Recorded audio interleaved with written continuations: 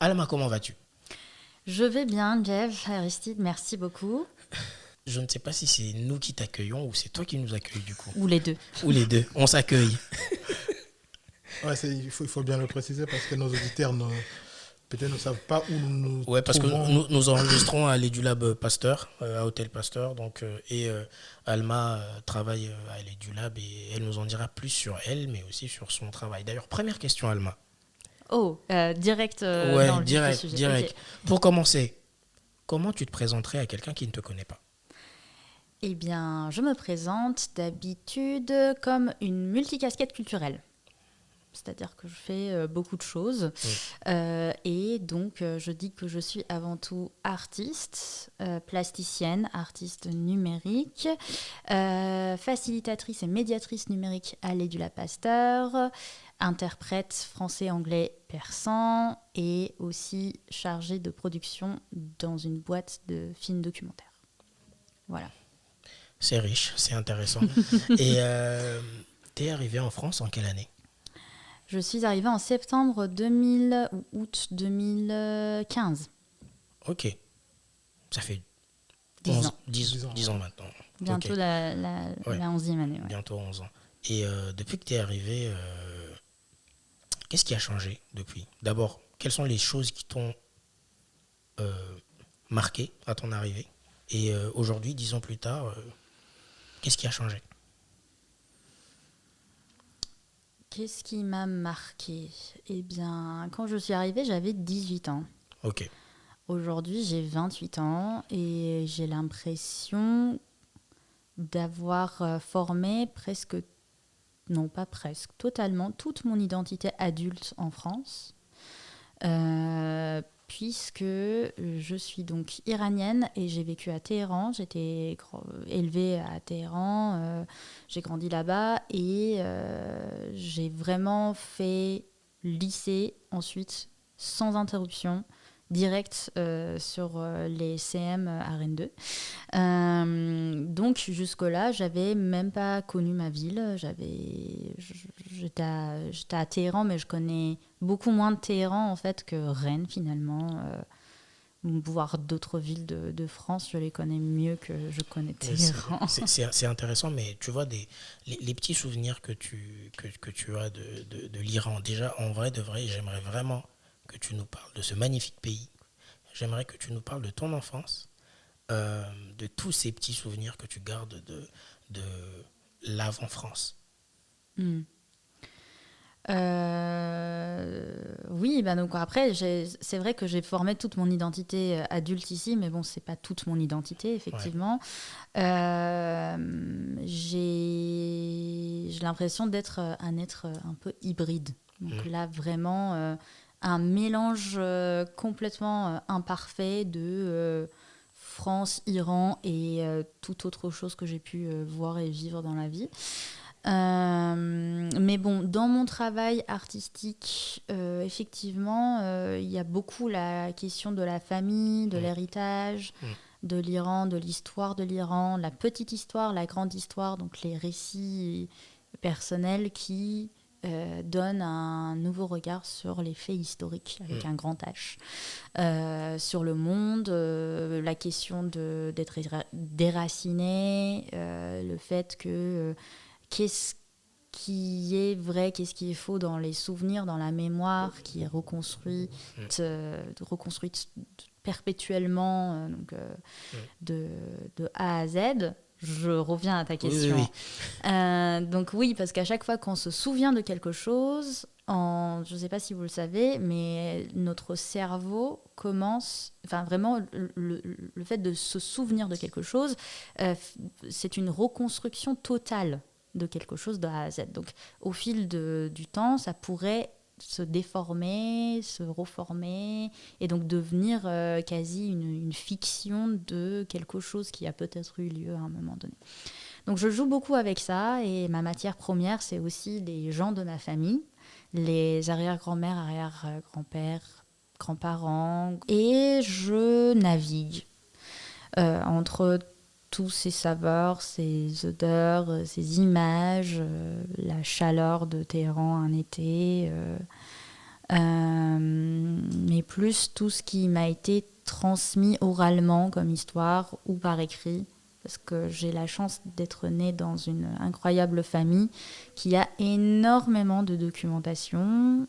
J'ai des films, des photos de mes grands-parents bébés, enfin pas des films de mes grands-parents bébés, mais j'ai une photo de mon grand-père bébé de 1900, du coup ça doit être 1925. Ce qui est quand même assez génial. Je suis née dans une famille d'artistes. Donc, mes parents sont artistes, mes grands-parents sont artistes, mes oncles sont artistes. J'ai pas de tante. Ok. Et du coup, mon grand-père, il était réalisateur et réalisateur de films et de films d'animation. Ok. Et avec ma grand-mère, qui est la première femme à réaliser des films d'animation en Iran.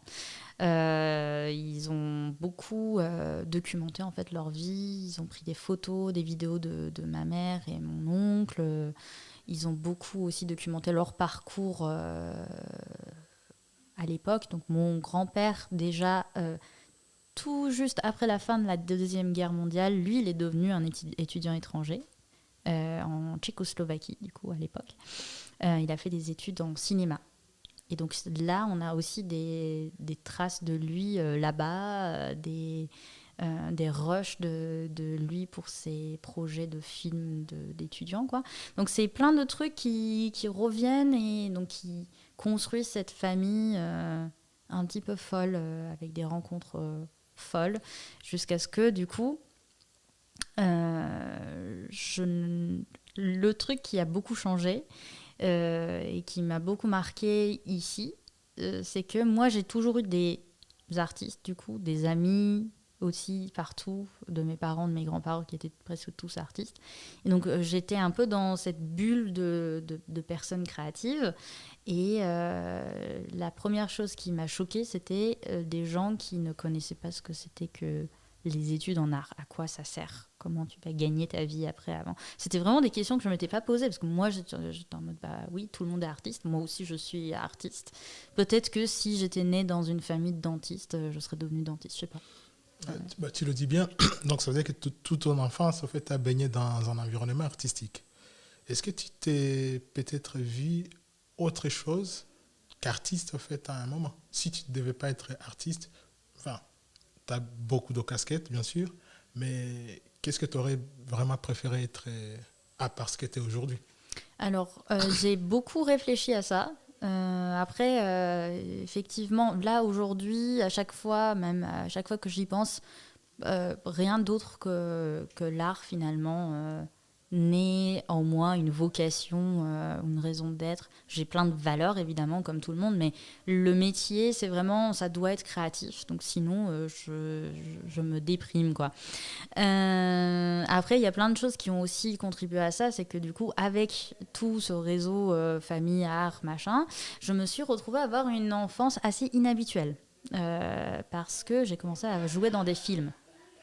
Donc j'étais une petite actrice quand j'étais petite, dans des films, au cinéma. J'ai vu très rapidement, à 6 ans, j'ai vu une très très très grande photo de moi sur le chemin de l'école, dans la rue. Ah, c'est moi. Et mes amis me disaient, ah, c'est toi. Donc c'était vraiment un peu un jeu. Ça s'est terminé quand je suis devenue ado, quand je me suis plus spécialisée dans les arts visuels.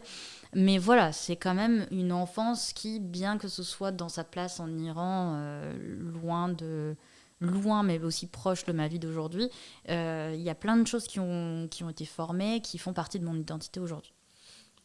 Et j'aimerais, on en profite, hein, j'aimerais que tu nous parles de Parveen. Oh! Qui est Parveen? Et bah, Parveen, c'est ma grand-mère, qui est donc cette femme peintre qui est devenue la première femme à faire des films d'animation. Ma grand-mère maternelle, sur qui je fais actuellement une pièce, donc une œuvre en hybride XR, donc en réalité étendue, c'est une installation entre la réalité réelle, réalité augmentée et réalité virtuelle. Franchement, je suis tombé sur ton travail. Aristide, c'est magnifique. Je comptais te l'envoyer juste avant de venir. Je suis tombé sur ton Non, c'est travail. jamais trop tard. Ouais, non, c'est jamais Mais- trop tard. Tu verras, c'est vraiment top. Au fait, je me suis dit, waouh, j'aurais bien aimé. Tu sais, juste pour faire un petit comparatif, je sais pas, toi, tu connais tes grands-parents? Très bonne question. Du côté de mon père, je les ai pas vraiment beaucoup connus parce que ce qui faisait qu'en fait on était plus proche en fait de la famille de ma mère qui est de la famille de mon père. Donc du coup, je me souviens par exemple qu'à un moment, je me dis, j'aurais bien voulu vraiment connaître mes grands-parents du côté de mon père. Parce que j'ai connu effectivement mes grands-parents du côté de ma mère. Et maintenant, comme je suis dans une autre culture et que je vois vraiment le lien entre les enfants et les grands-parents, je sens un certain vide au fait. Donc du coup, c'est très fascinant en fait quand j'entends vraiment Ouais. que tu as grandi entouré vraiment de toutes ces belles familles-là. Et moi, C'est quelque chose c'est de exactement ça. très Parce bien. que moi, ce qui m'a touché, c'est que moi, mes grands-parents, je les connais pas. Ni de mon père, ni de ma mère. Je connais personne. Et donc, je suis complètement détaché émotionnellement. Un truc basique, hein. Par exemple, si aujourd'hui quelqu'un me dit oh, j'ai perdu mon grand-père ou ma grand-mère, ça me fait strictement. En fait, Ouais. Mhm. non, mais vraiment, à la limite, tu me dis ton père, ta soeur, là je sais, mais grands-parents, tout ça, parce que j'en ai pas connu. Et donc ça m'a un peu toujours. Au fond de moi, je sens que c'est un manque quand je Mm. vois des gens, tu vois, des photos avec leurs grands-parents, tout ça, des histoires. Moi, il n'y a rien. Il n'y a que des photos, des trucs. Bon, tu essayes de récoller des trucs. Et grâce à Gemini, j'ai pu associer la photo de ma grand-mère et de ma soeur et Mhm. tout. Voilà, mais voilà, à part ça, y a rien. Mais on reviendra un peu sur cette casquette-là, l'art numérique et tout. La décision de partir à l'étranger, comment c'est arrivé? Qu'est-ce qui s'est passé? Alors, qu'est-ce qui s'est passé? C'est assez simple. J'étais un peu comment dire, dès que je suis devenue plutôt adolescente, 11 ans, 10 ans, 12 ans, c'était vraiment très clair pour la famille que je ne ferais pas mes études universitaires en Iran. Déjà parce que bon, c'est la suite d'une éducation qui ne me plaisait pas, qui ne plaisait pas à mes parents et ma famille. Enfin, pas que ça plaise ou pas, c'était juste un peu un truc qui était prévu. Et ensuite, parce que en fait, pour accéder aux études universitaires en Iran, tu dois faire un concours qui nécessite une année de prépa bien intensive. C'est extrêmement compétitif. Et en fait, je ne voulais pas m'investir dessus. Si jamais j'avais pas le soutien de mes parents, bon, c'était beaucoup le soutien de mes parents globalement. Si j'avais pas eu le soutien de mes parents, j'aurais tenté. Si on m'avait obligé de le tenter, comme plein de mes amis, je l'aurais tenté. Moi, j'ai eu vraiment le bonheur. Donc, je comprends que j'ai beaucoup de privilèges dans la vie. J'ai eu beaucoup de privilèges. J'ai beaucoup de privilèges. J'ai eu ce cadeau de mes parents en soi qui était de Alma, tu ne fais pas ce concours qui est vraiment un gros truc en Iran. Et tu te concentres sur ton français et au lieu de faire ton concours, tu fais ton TCF, tu as ton admission. Et donc c'était pour ça que je me suis concentrée sur le français. Par contre, au départ, c'était pas la France, la destination, c'était le Canada. Ah, d'accord. Avec C'est ce que j'allais poser comme question. La destination, c'était le Canada, plus précisément à Toronto. Donc même pas le Canada francophone, quoi. Donc depuis mon plus jeune âge, pardon, j'ai étudié l'anglais. Donc quand j'étais bien bilingue et bien prête à partir au Canada, j'avais 15-16 ans, là j'étais vraiment bien. Mon père a dit, donc il a fait une tournée avec son film partout en France et il est revenu après 2 mois et demi. Il a fait, bon, tu vois Rennes, tu vas venir à Rennes. Ah, Bon. donc parce qu'il avait déjà été à Rennes avant. Il a fait aussi, du coup, sa tournée, il est passé par Rennes, il a dit Rennes-Montpellier. sur Rennes, Montpellier, ou peut-être Paris, même si j'ai mon oncle qui est actuellement à Paris, enfin, ça fait 40 ans qu'il est à Paris. Il a dit Rennes, Montpellier, je pense que c'est vraiment une très bonne destination. Donc là, on s'est engueulé parce que j'ai dit bah non, tu te fous de ma gueule. J'ai fait toute ma vie, j'ai fait de l'anglais, je vais pas aller dans un cours où j'apprends à me présenter, dire bonjour, je m'appelle Alma. Et donc après ça s'est arrangé. J'ai regardé plein de films français et j'ai dit j'aime bien regarder un jour par la fenêtre une manif. Et donc, c'est un truc qui est arrivé très très rapidement d'ailleurs. Et donc, c'était pour ça, pour voir une manif depuis ma fenêtre que j'ai décidé de venir en France. Attends, là tu parles de ton père qui fait des tournées. Parle-nous de ton père un peu. Qui est-il? Quel rôle il a Quel joué, rôle il a effectivement, joué Voilà, parle-nous de ton père. Alors, mon père, il est documentariste. Il s'appelle Mehrdad Özkoay. Il est documentariste. Il fait des documentaires sur des soucis sociaux en Iran. Il a fait notamment une trilogie, d'abord sur les femmes et les mineurs en prison en Iran. Donc les mineurs garçons et filles, et ensuite un 4e film en prison aussi sur les mères et les filles qui avaient tué un membre masculin de leur famille, que ce soit père ou beau-fils ou autre. Voilà. Et maintenant il a commencé une nouvelle série de films. Donc pour l'instant il a son tout nouveau film qui sort tout justement, qui est sorti au mois de novembre, qui s'appelle A Fox Under Pink Moon, le renard et la lune rose, qui parle d'une fille afghane qui essaye de se faufiler clandestinement sur un chemin bien dangereux de l'Iran pour aller rejoindre sa mère en Autriche.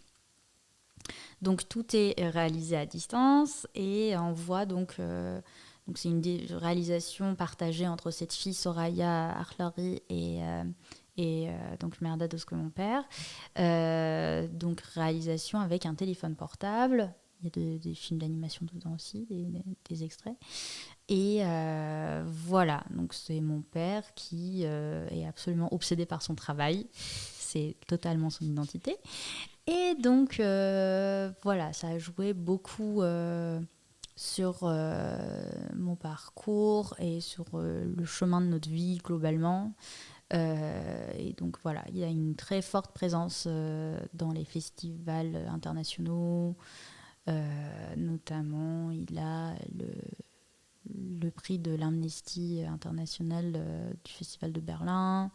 Il a 2 prix au Festival Jean Rouge. Bon, je ne vais pas vous faire son CV, Non, mais voilà. Il a gagné en tout cas, papa ou monsieur, nos salutations. Voilà. Parce que, ouais, c'est... Finissons par le tout dernier prix, qui est le grand prix du Festival IDFA, qui a, on va dire, qui a rendu le film éligible pour aller aux Oscars. Voilà. Arrêtons-nous. Okay. Mais c'est incroyable. Ouais, bon, après, long chemin, mais c'est éligible. Est-ce que tu es un peu sur le même chemin? En fait, la réalisation de films, par exemple, de documentaires, est-ce que c'est quelque chose dans lequel tu performes aussi ou... Non, moi, je suis un peu à côté. Le plus proche que j'ai pu être à la réalisation, c'était pour mes pièces en réalité virtuelle, mais je ne m'ai jamais définie ou introduite comme... Okay. Mais pas loin quand même. Pas loin. Bon, c'est un peu à côté, mais voilà, c'est un petit peu la même soupe. Ouais, raconter des histoires. Raconter des histoires. Et juste, j'ai une petite question en fait. Tu quittes l'Iran. Ouais. Tu arrives en France. Ouais. Est-ce que tu as un petit souvenir de ton arrivée en France? Est-ce que c'est vraiment la France que tu avais vue dans les films ou qu'on t'avait raconté? Enfin, les manifs quand même, mais il n'en manque pas. Ouais. C'est quoi en fait? T'as senti un choc? Enfin, raconte-nous comment tu t'es senti une fois arrivé en France. Une fois arrivée en France, je suis vraiment arrivée avant la rentrée, du coup, directement pour aller en première année de licence art plastique. J'ai pas senti... En vrai, j'ai pas senti... À l'université Rennes 2? Oui, à l'université Rennes 2. Aujourd'hui, je peux te dire vraiment que je pense pas avoir senti grand chose en vrai. C'était un peu. Je pense que j'ai pas... peut-être je me suis pas assez battue pour arriver en France, comme certains peuvent. Enfin, je suis consciente que c'est un parcours de plus en plus difficile et extrêmement sélectif de plus en plus, et galère. Je me suis beaucoup mis la pression linguistiquement. Je faisais des journées où j'étudiais 13 heures de français, puisque du coup c'était un peu mon objectif final d'avoir cette admission. Mais ouais, je suis arrivée, j'étais un peu dans les vapes, quoi. Le truc le plus frappant pour moi, c'était le fait que je comprenais les profs, mais je ne comprenais pas les amis, donc les camarades de classe. Et donc les gens me posaient des questions, je disais oui, mais je n'avais pas vraiment compris. Je parlais quand même, je me débrouillais vraiment bien. J'avais un B2 en TCF. Voilà, mais voilà, très peu de vocabulaire parce que bon, tout ce que j'avais, c'était de l'anglais, qui était un peu reformulé. J'ai rendu certains devoirs en anglais aussi, parce que les profs étaient sympas. C'était ce truc-là, mais j'ai très très très rapidement réussi à avoir des amis parce que très bien. Ouais, enfin, après on est en art les gens sont peut-être un peu plus ouverts, et puis ils viennent facilement vers toi en mode ah, tu viens d'où, peut-être que c'était juste les 2 premières semaines que je me suis sentie un petit peu à l'écart. Globalement, vu que c'était un peu destiné à ce que ça arrive et que je parte de l'Iran et tout, j'ai l'impression que j'étais un peu prête. Le truc qui m'aurait beaucoup fait mal, c'était de ne pas réussir à venir. Ah Mais ouais j'ai réussi, ouais. Ok. Parce que du coup, ça faisait trop longtemps qu'on me disait bah, ça, c'est ça. Et donc pour moi, la fin du monde, par exemple, ça aurait été de rater une année et de repostuler pour l'année d'après. Ah oui, Genre ça, c'est pour moi, plus on grandit, plus les trucs graves sont moins graves. Mais pour moi, là, c'était vraiment l'ultime chose qui ne devait pas arriver, l'ultime échec à ne pas avoir dans la vie, quoi. Donc on peut dire que tu n'as pas eu du mal en fait, à t'intégrer, en fait, vu que... Est-ce que tu avais d'attache familiale J'avais mon oncle qui était là, Oui. donc à Paris. Du coup, j'ai jamais vécu avec lui, j'ai jamais passé beaucoup de temps avec lui. On passait des Noëls ensemble au début, où j'allais voir sa famille et lui. J'ai un très cher parrain, du coup, qui est venu en Iran juste avant que je parte. Il m'a parlé en français, il a vu mon travail. Je le connaissais pas avant. C'était mon père qui l'avait vu dans cette tournée, cette fameuse tournée. Donc quand il est venu en Iran, après 40 ans, lui aussi, pour la première fois, on s'est vus et il a dit « Ok, si tu veux, je suis à Rennes, je peux essayer de te trouver un logement. » Et donc, il est parti, il m'a trouvé un logement. C'était dans le même immeuble que lui, donc j'étais sa voisine. 10 ans plus tard, il est toujours mon parrain et toujours mon voisin. Ah, bah très bien. Ah, t'es toujours dans le même logement? Ouais, j'ai changé d'appart, mais toujours dans le même immeuble. Ouais. Ah oui, d'accord. Très bien. Wow. C'est quel quartier? Pourquoi t'es attaché? T'es où? T'es dans quel quartier? J'habite vers Henri-Fréville. Ouais, j'avoue que c'est plutôt pas mal. Ben, Henri-Fréville, là, on est parti, on s'est baladé l'autre fois en voiture. Les quartiers, c'est... Bon, je sais pas si t'es dans ces quartiers-là, mais il y a des beaux coins à Henri-Fréville quand même. Bah, à l'intérieur. Ouais, ça fait pas mal peur dernièrement aux gens parce que c'est dans le quartier sud, quoi. Ouais. Si t'es pas dedans, t'as peur, mais ça fait 10 ans et C'est vrai. C'est le truc, c'est un peu ça. Je parlais avec une amie qui est ma voisine quelques immeubles plus loin aussi, qui me disait ouais, les gens disent qu'il y a des étrangers, mais bon, on est étrangers aussi. Ouais. Parce qu'on n'a pas peur. Ouais. Ah ouais, franchement. Voilà, donc attache, ouais, c'était surtout coucou tonton Charam si tu m'entends. Mais ça veut dire que tu as pris tes marques très très tôt, quoi. Genre tu n'as pas trop galéré. Donc au bout de 2 mois, tu te sentais déjà chez toi, en France. Chez moi, non, parce qu'il y avait ce truc de c'est les vacances de Toussaint, les gens vont aller chez leurs parents. Ouais. Et là, tu es en mode du coup, ils étaient en mode je fais mon lessive chez ma mère. Ouais. ou les gens qui vont avoir leurs parents à 2 heures en train, 1 heure en train, et toi, tu dois genre dépenser 2000 balles pour aller voir on va parler de solitude alors. Ah bah c'est ça. Parce que- Comment toi tu l'avais, en fait, la solitude, à quel point ça t'a frappé? Parce qu'à cette époque-là, tes parents étaient toujours en Iran, c'est ça? Alors moi, j'ai aussi eu le privilège d'avoir des parents. J'ai pas de frères et sœurs. Donc vraiment, c'était le projet parental, quoi, de m'envoyer en France comme un colis, n'est-ce pas? Et du coup, ils sont venus avec moi. Ma mère est restée 3 mois. Et en fait, bon, ça c'est aussi un immense privilège. Je vais arrêter de dire ce mot, mais que mes parents ont eu un visa aussi. Ils avaient la possibilité de demander un visa et de l'avoir. Je pense que le gros point fort dans ma vie, c'est que j'ai su que à n'importe quel moment, hypothétiquement, ils peuvent venir. Ah, d'accord. Alors que j'ai des amis, des très très chers amis, qui se sont battus pour faire venir pour un très court voyage leurs parents pour dire bah ouais, voilà ma ville. Après tant d'années, bah, ça c'est ma vie, voici. Ce qui est, j'ai conscience que c'était ça. Et puis moi, à la place de mes parents, j'aurais eu beaucoup du mal à envoyer une fille de 18 ans de l'Iran jusqu'à la France et puis la laisser vivre sa vie et lui donner tant de liberté, parce que bon, il y a des parents aussi qui ne veulent pas donner cette liberté-là à leurs enfants. Donc voilà, la solitude. Je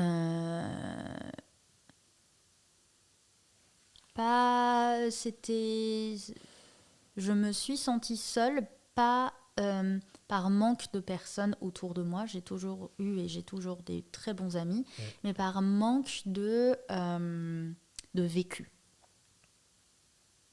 Par manque de vécu au sens où j'étais en face des personnes qui étaient super sympas, mais peut-être n'avaient pas assez une expérience élargie de tout ce qui se passe dans le monde et toute la multiplicité des expériences qu'on pourrait avoir en tant que citoyen dans des pays différents. Donc la qualité de vie n'est absolument pas la même. On le sait de plus en plus avec tout ce qui se passe dans le monde, que ce soit des pays très bien connus et très bien cotés, et des pays un peu, voilà, avec de la monnaie un peu moins forte et tout ce qui va avec. Mais voilà, donc dans tout ce qui se passe dans mon pays d'origine Iran, à chaque fois qu'il y a des mouvements sociaux, qu'il y a des choses très très fortes qui se passent, et là tu te démultiplies et tu vois les gens qui font leur vie. Tu te dis ouais, dans mon pays il se passe ça, et ici la vie continue. Donc ça, c'était pas forcément au début, mais c'est sur la long terme, c'est une sorte de marathon qu'il faut réussir à suivre. T'as plein de gens là-bas, enfin, on peut en rediscuter, mais il se passe beaucoup de choses dans beaucoup de pays. Ben, l'Iran a été extrêmement tourmenté depuis 2019 et vraiment, c'est, à chaque fois, c'est un combat psychologique pour tout le monde, quoi. Donc tu te retrouves seul, même entre les Iraniens, parce que chaque Iranien a son vécu et ses liens, ses attaches avec ce pays. Chaque Iranien a un nombre plus ou moins élevé de membres de famille en Iran, bref. Et donc, voilà, tu as tes meilleurs amis qui sont français, tu les adores, mais ils peuvent jamais comprendre, en fait. C'est et vrai. ça, c'est extrêmement... Mais tu sais, ce que tu as dit, ça résonne beaucoup en moi, donc je vais en profiter. Maman, papa, ça va faire 12 ans. Ça va faire 12 ans qu'on ne s'est pas revus. Donc j'en ai jamais parlé, donc j'en profite avec ce que dit Alma. J'ai beaucoup de pudeur à ce sujet, mais j'en profite. Ça va faire 12 ans, vous m'avez manqué, donc j'ai traversé plein de choses. Je suis tombé, je me suis relevé. J'aurais aimé vous revoir, qu'on se voit de temps en temps pour que je vous raconte les histoires, un peu ce que j'ai vécu. Peut-être que je mettrai ça dans un film, peut-être qu'on se verra, peut-être qu'on se verra pas. Mais... Bref, voilà, vous me manquez, et un message aussi à mes sœurs. Voilà, ça va faire 12 ans, vous avez toutes grandi. aujourd'hui. Donc, j'en ai jamais parlé, mais parce que Alma dit ça, je me dis, bon, j'en profite, je vais le marquer là. 12 ans, c'est beaucoup. Je suis parti, j'avais 18 ans. Ah oui, donc vous Aussi, êtes tous ouais. partis. Même Ouais, j'avais 18 ans, je suis parti, j'en ai Ouais. 30 aujourd'hui.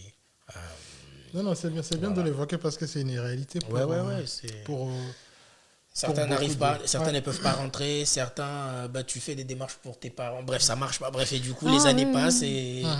et ça fait 10, 11, 12, bref. Et on fait avec. Et on fait avec, Et tu on vois. continue le chemin. Ouais, c'est ça la vie d'étranger. Et Ok. t'es déjà rentré en Iran? Oui.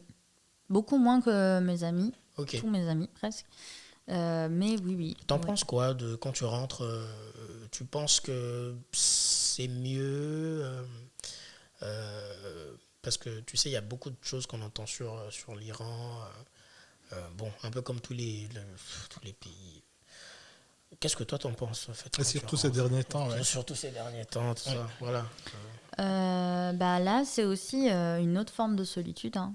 C'est comme je disais, on devient des êtres hybrides, mi-français, mi-autre chose. Il y en a qui ont des conjointes d'un troisième pays, donc ça devient une marmite avec plein de cultures dedans. Et donc toi, ces multiples cultures font partie de toi, et tu peux pas arracher une partie ou exclure une autre partie. J'aime beaucoup l'expression être hybride. En fait, c'est ça, c'est ce que l'on est devenu. Bah oui, tout à fait. J'aime trop. Ouais. Bah oui, c'est ça. Et en plus, il y a quelques jours, je parlais à ton frère du Burundi, en plus, Trésor. On discutait et on se disait, mais waouh, être étranger, c'est très compliqué parce que dans ton pays, il y a des soucis, bref, il y a des trucs qui vont pas bien. Sauf que dans le pays qui t'accueille aussi, il y a des soucis, il y a des choses qui vont pas bien. Donc, t'es un peu au milieu d'un mal-être. Parce que toi, t'es pas bien ici parce que tes frères, tes parents, bref, tes amis ne vont pas bien là-bas. Et toi, tu vis des choses. En fait, t'es au milieu d'un truc émotionnel C'est ça. ingérable, quoi. Après, pour Non, vas-y. les réussites aussi, après c'est un peu plus rare malheureusement. C'est ça, c'est que s'il se passe un truc bien dans ton pays, Ouais. et en France, c'est 2 fois des trucs Ouais. bien, quoi. Ouais. C'est Voilà. Non, enfin, comment dirais-je, c'est une tourmente émotionnelle, effectivement, parce que, enfin, c'est ce que je pense que tu as dit, qu'on avance et on ne peut pas se détacher en fait, de nos origines, parce qu'il y a quelque chose qui nous lie. J'aime bien quelqu'un, je ne sais pas si c'est un philosophe qui a dit qu'on est d'ici et d'ailleurs. Donc, on peut pas, on aime bien là où on est, mais on ne peut pas non plus se détacher de là où on est venu. Ouais. Ouais. Et ça doit continuer. Donc, et d'où, effectivement, je salue vraiment ton parcours parce que ça sort vraiment de la résilience, en fait. Et c'est ce qu'on aime bien dire, en fait. Quand on a des invités aussi, il y a vraiment cette force-là qui fait que des gens sont ici, et vivent des choses ici. Et cette vision aussi qu'on a de là où on vit et les gens qu'on a laissés Oui. d'où on est venu. Oui. Je ne sais pas si c'est la même chose qu'en Iran, par exemple. Je sais bien que, par exemple, en Afrique, la plupart des fois, nos concitoyens ou certaines personnes pensent que vraiment c'est mieux ailleurs. C'est mieux là où on est. Oui. Et quand, par exemple, quelqu'un se met en fait, à raconter tout ce qu'on traverse, tout ce qu'on vit, Ils disent, ah bon? ouais. Allez, je ne sais pas si ça les convainc ou si vraiment... Parce que moi, je sais bien qu'il y a des gens qui me disent, non, mais arrêtez quand même. C'est mieux quand même là où tu es que là où je suis. Je vais vous raconter une histoire. Ça s'est passé en plein 2025. Donc, je m'excuse. Oh putain, j'ai cité son nom. Bref, je vais couper au montage. Bref, il va se reconnaître. Non, mais c'est pas grave. Il va se reconnaître. Alors, un de mes cousins, qui est en Angola, il n'est même pas au Congo, il est en Angola, il me dit, j'ai vu que là, on est juin, juillet, là, en été. Il me dit, j'ai vu que ça te dirait de me faire un virement de 3 euros. 3. Et du coup, je lui dis, mais pourquoi 3? Je lui dis, mais pourquoi 3? Pourquoi pas 5? Pourquoi pas 10? Lui, il a pudeur en moins de... Il me dit 3. Sauf que je lui ai dit, ok, mais sauf que je lui dis, ok, ben, vu que tu demandes que 3, il n'y a pas de souci, mais là, à l'instant T, ben, j'en ai pas.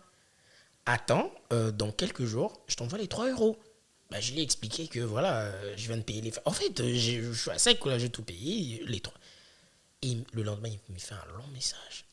Il me dit, Gévic, tu veux me dire que tu n'as pas 3 euros? Ouais, il me dit, tu veux me dire que tu n'as pas 3 euros en France? Qu'il te manque 3 euros, que je dois attendre 10 jours. En fait, j'étais choqué. Ouais. C'est pas de sa faute, tu vois. Je comprends ce côté où on a idéalisé le truc. Mais moi, ça m'avait... je dis, wow, ouais, oui, j'ai pas 3 euros, quoi. Qu'est-ce qu'il y a? J'ai pas 3 balles. Donc, voilà. Ben, écoute, l'épisode, je sens qu'il y a trop d'émotions. Je vais essayer de... On va rendre un peu le truc joyeux. Tu bosses à EduLab maintenant. Voilà, t'es à EduLab. Oui, vas-y, peut-être Attends, tu veux finir. Parce que du coup, j'ai pas répondu à ta question précédente, du coup. Laquelle? Oui, qu'est-ce que ça fait de rentrer, du coup? Est-ce que c'est OK ou pas? Enfin, c'est OK ou pas. Qui suis-je pour dire si c'est OK ou pas? Mais pour moi, aussi solitude. Forte solitude aussi. Parce que donc, tu as laissé, comme tu disais, tu as laissé des gens. Donc, le temps ne va pas se figer non plus. Donc, tu reviens. Si c'est pour mon cas, du coup, je reviens après 4 ans. Là, ça fait 4 ans que je ne suis pas rentrée. Là, il y a 4 ans, quand je suis rentrée, ça faisait 4 ans que je n'étais pas rentrée. J'avais perdu mes 2 grands-parents. Donc, je suis allée, il n'y avait pas mes 2 grands-pères qui sont décédés à 2 mois d'intervalle, les 2. Ma grand-mère a failli mourir. Elle est toujours avec nous. Je touche le bois. Elle a subi très rapidement une opération à corps ouvert. J'avais juste besoin de rentrer et de Parvin, du coup, de la retrouver parce qu'on est très proches. Donc les gens meurent. Il y a d'autres proches il y a une proche qui est décédée vraiment la semaine qui précédait ma venue. Donc vraiment il y a plein de choses. Les gens sont vieux, tes parents sont plus les mêmes, les lieux sont plus les mêmes, la langue parlée te semble un peu plus étrangère, même s'il y a les réseaux sociaux. Les gens communiquent pas. T'as l'impression d'être un étranger, une étrangère dans ton pays aussi. Donc en fait, tu n'appartiens ni là-bas, ni vraiment ici, ni ailleurs. Tu es juste une entité en fait. Flottante en fait qui existe, quoi, qui est en vie.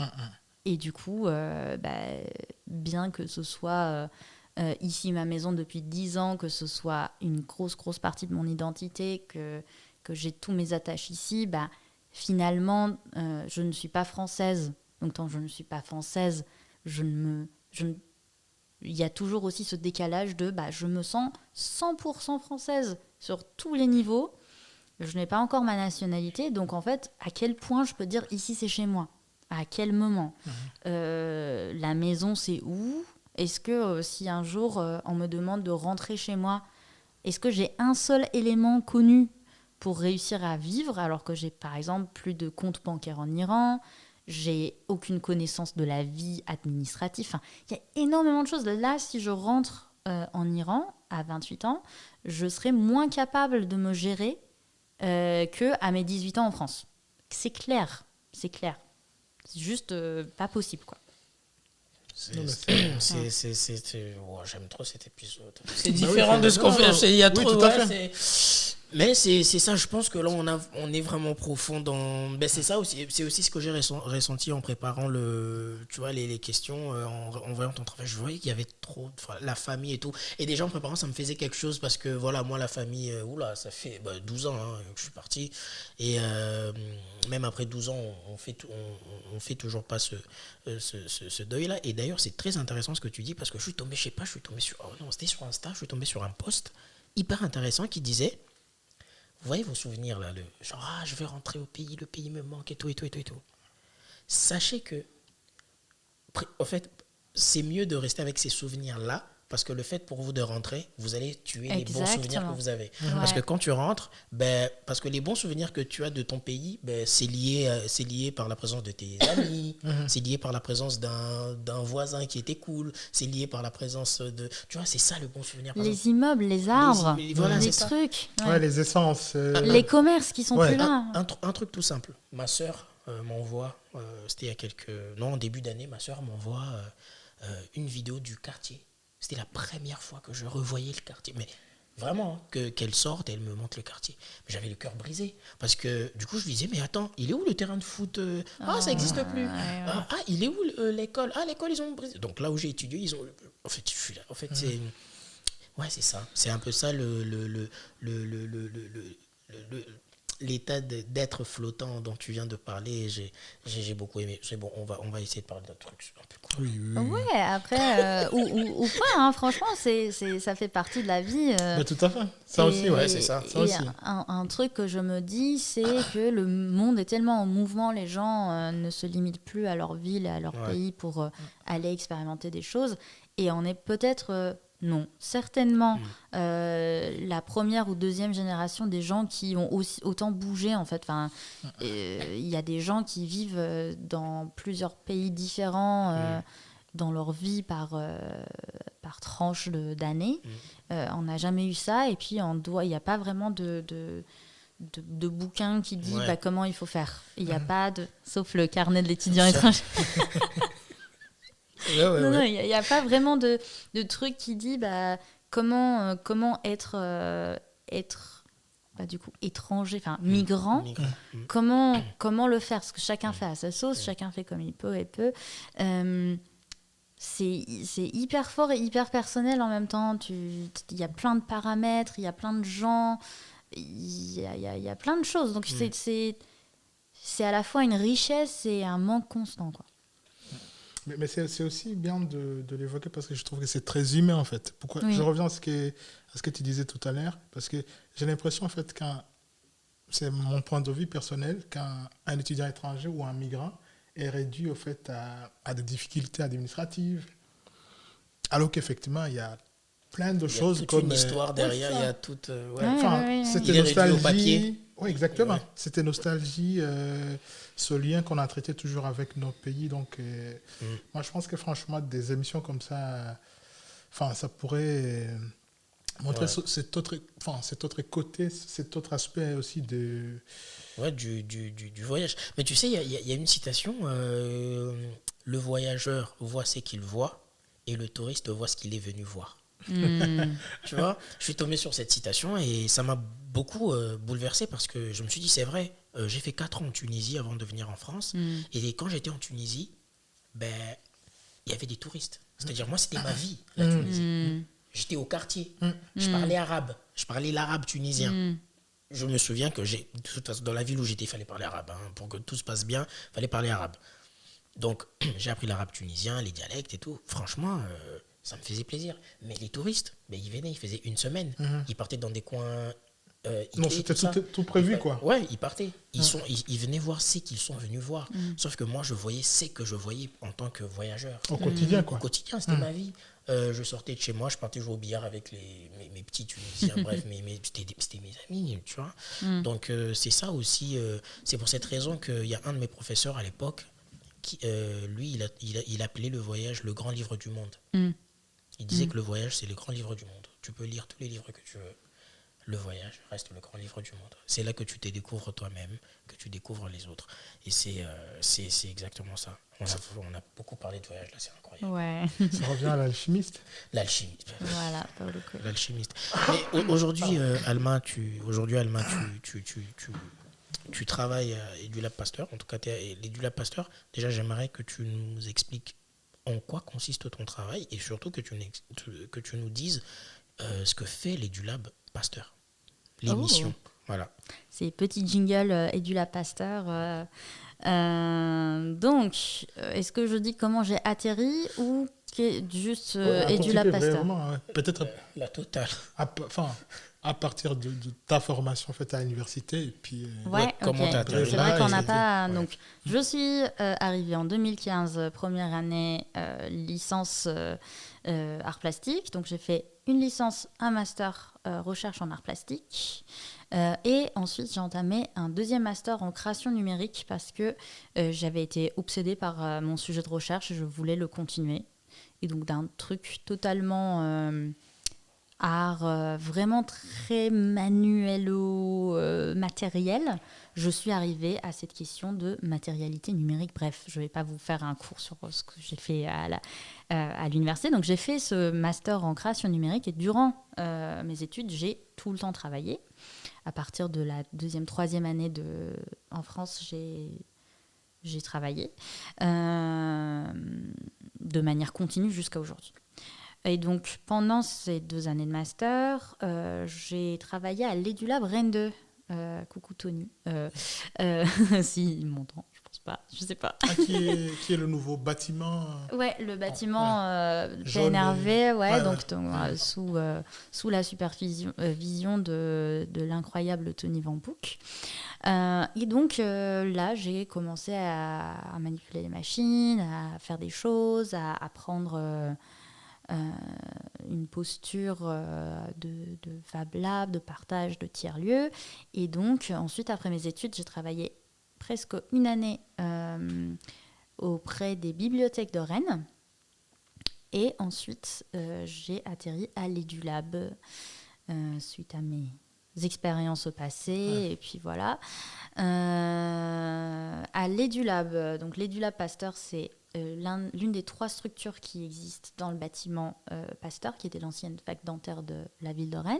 Aujourd'hui, il accueille l'école élémentaire, école maternelle, et l'hôtel Pasteur, donc l'association qui met à disposition les locaux du bâtiment et qui gère le bâtiment avec un objectif de tiers-lieu très riche, avec beaucoup de gens chouettes et une super conciergerie. Donc nous, on est la 3e structure et on travaille sous la direction éducation enfance de la ville de Rennes. On est un Fab Lab municipal totalement gratuit. Et donc on accueille en semaine les centres de loisirs, les écoles, les structures, et on a 2 temps d'ouverture les mercredis et samedis, dont je suis chargée du déroulement. À peu près, où on accueille le grand public. Et il y a plein de machines, donc on peut venir expérimenter avec ou sans un projet. L'objectif, c'est globalement, l'objectif principal, c'est de sensibiliser les enfants et les jeunes, mais pas que, aux enjeux du numérique et de préparer un petit peu cette jeune génération à une citoyenneté numérique qui est de plus en plus forte dans notre société et nos vies. J'ai fait court. Non, mais Et donc aussi, on accueille des structures et des projets comme vous faites avec l'association Oudari, qu'on est très heureux d'accueillir. Donc on peut accueillir, comme je disais, des cycles avec des centres de loisirs, des écoles, des cycles de robotique, de prise de son, de prise de vue, images, faire des films en stop motion, faire danser des robots. On peut faire de la brodeuse numérique, on a une imprimante 3D, on a une machine pour faire de la risographie, donc une impression semi-automatique très chouette. On a donc des stations de podcast, on a aussi plein de partenaires qui viennent utiliser les machines de faire des restitutions et animer le lieu, parce que c'est un tiers-lieu, donc il y a des enjeux de réciprocité. Voilà, donc tu prends du lieu, c'est gratuit, c'est une ressource, tu te donnes le lieu pour que le lieu continue à vivre. Et c'est en termes de carrière, comment ça se passe? Il y a des évolutions? Est-ce que tu te vois franchir des paliers? Comment ça se passe quand on travaille dans un lieu tel que l'EduLab? Alors, comment ça se passe? Je ne sais pas. Okay. Je ne sais pas parce que je suis très flottante dans ma carrière. Ça fait 2 ans que j'ai fini mes études. J'ai fait de longues études, du coup, j'ai passé 8 ans à l'université Rennes 2. Comment je vois mon parcours plutôt, parce que bon, moi j'ai pas un parcours classique. Aujourd'hui je suis à 60%, bientôt à 80% d'un temps plein, mais je suis aussi à peu près à on va dire au moins 60-80% artiste et autre chose aussi. Donc j'ai aussi mon activité en parallèle de ça, d'autres activités que mon encadrante soutient vraiment. Donc j'ai aussi cette chance-là d'avoir une super responsable, Lydie Pierret, qui soutient tous les membres de notre équipe dans tous les sujets, vraiment incroyable. Donc, comment ça se passe? Donc, soit vous êtes fonctionnaire, vous êtes titulaire, vous intégrez le lieu, soit vous êtes comme l'équipe actuelle, donc on est tous des contractuels, et donc on a des contrats plus ou moins courts, CD, CDD, et puis comment ça passe? Moi, je ne me vois pas rester dans une seule chose, je ne vois pas une seule carrière qui atteint des objectifs. Je vois plutôt des bouts de vie qui changent et qui évoluent parce que j'ai l'impression que, surtout pour les métiers créatifs aujourd'hui, la société est de plus en plus cruelle vers les freelances et vers les personnes qui n'ont pas une stabilité dans ce schéma global de fonctionnariat, on va dire. Donc j'ai beaucoup d'amis qui sont des créatifs et qui ont une partie de leur vie qui est une base. Donc moi, la base de ma carrière actuelle, c'est l'EduLab et j'en suis ravie tous les jours. Et puis à côté, moi par exemple, j'ai un partenariat depuis 3 ans avec l'université de Rennes, donc l'INSA Rennes, la plateforme Immersia. Je travaille avec un ingénieur de recherche et deux professeurs chercheurs en informatique qui donc font appel à moi pour intervenir auprès des étudiants de 4e année en informatique pour ensemble faire une œuvre d'art en réalité virtuelle, une œuvre numérique.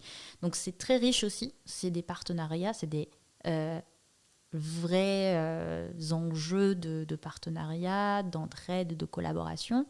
Donc il y a d'autres créatifs qui sont pas pareils, qui sont plutôt sur une base comme la mienne et ensuite plutôt un travail d'illustration ou quelque chose de plus solitaire, on va dire. Moi, c'est pas mon cas. Parfois, c'est stressant, parfois, c'est encourageant à fond.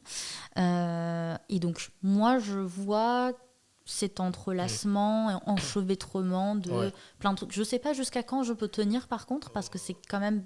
Le rythme est extrême. Mais voilà. Ben, écoute, vu que tu es dans ce monde créatif, ça serait intéressant d'avoir ton avis sur l'intelligence artificielle. Plutôt menace ou opportunité pour toi? Alors, plutôt menace ou opportunité. Je pense qu'avoir un avis sur l'intelligence artificielle, c'est un peu global. Moi, je n'ai pas d'avis figé. Je dis menace et opportunité à la fois. Parce que bon, c'est un vaste sujet. Mais j'aimerais revenir à une phrase que tu as dite il y a quelques minutes. Tu as dit « J'ai essayé avec Gemini de mettre ma grand-mère à côté de ma sœur ». Donc c'est ça. C'est à quel point cet outil va servir et pourquoi il va servir. Et c'est que notre utilisation et les intentions des développeurs de ces outils qui va diriger le monde vers des directions, de différentes directions. Donc, moi, je dis que si on peut s'écrire une histoire, se créer une archive personnelle à partir d'une intelligence artificielle, c'est une réelle opportunité, c'est un cadeau, et pourquoi pas. Quel conseil donnerais-tu à un étudiant qui vient d'arriver en France? Je ne sais pas à quel point je suis bien placée aujourd'hui pour donner un conseil, parce que je sais que ça devient de plus en plus difficile. Déjà pour les étudiants sur place, français, de nationalité française, et encore pour les étudiants étrangers, c'est que s'ils sont là, c'est pour atteindre un objectif. Il y a quelque chose au bout de ce tunnel et il faut toujours l'avoir en tête et aller vers cet objectif-là, rester souple, ne pas se battre pour des choses qui vont pas arriver, mais ne pas se laisser aller non plus. Et ne pas s'accrocher, je pense. On est tous des gens qui s'accrochent et c'est pour ça qu'on est là. Sur ces belles paroles, On va se dire au revoir. Merci beaucoup à nos auditeurs. Merci encore à l'Edulab Pasteur et à Radio Laser de nous accompagner dans cette aventure. Et cette année, le grand projet que nous avons, c'est la sortie de notre magazine qui arrivera fin mars. Donc le magazine est prêt, donc on va dire petit à petit, parce que là, tous les contributeurs sont en train d'apporter les articles pour nourrir chaque rubrique. Et on vous en reparle dans pas longtemps.